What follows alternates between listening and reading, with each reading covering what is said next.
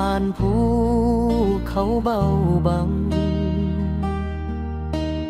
คิดฮอดเจ้าคนดีอยู่ไสบ้านตาดผู้วงยังงามคือเก่ามีเงาเฮาสองคนเคียงกันภูเขาล้อมรอบคืออ้อมกอดฟ้าทุ่งนากว้างไกลสุดสายตาเขียวขจีงามยามแสงสุรีคือห้อยยิ้มเจ้าที่บ่ลืมผู้อ้างสอดตระหง่านยืนเด่นเห็นแล้วใจยังเต้นทุกคืนส่วนผู้หอมมีมนต์คลั่งยืนคือแรงรึงใจให้คิดฮอดเธอ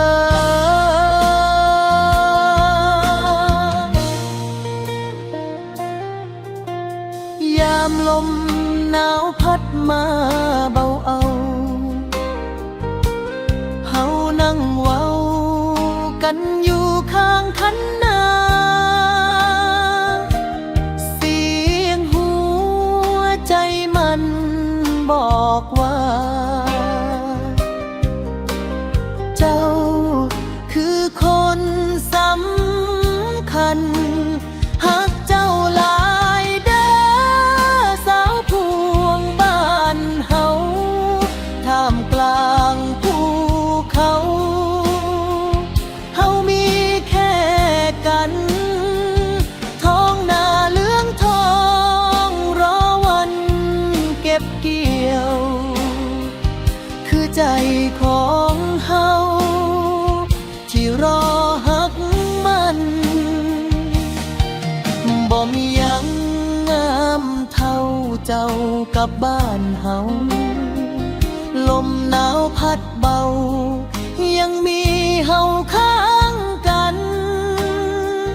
ถึงโลกสิเปลี่ยนไปจักเท่าไร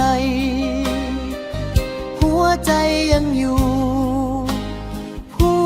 วงกับเจ้า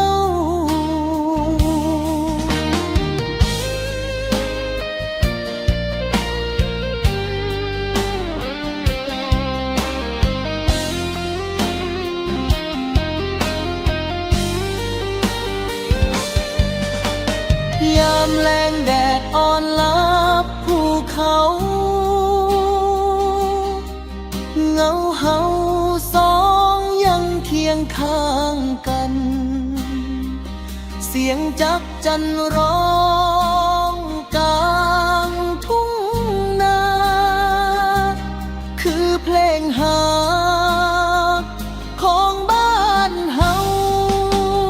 ฮักเจ้าหลายเด้อสาวพวงบ้านเฮาท่ามกลางภูเขาเฮามีแค่กันท้องนาเหลืองทองรอวันเก็บเกี่ยวคือใจของเฮาที่รอหักมันถึงสิมีทางไกลสักปานใดใจอ้ายบ่ไปไส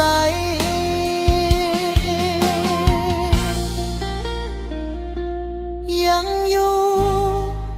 บ้านตาดพวงกับเจ้า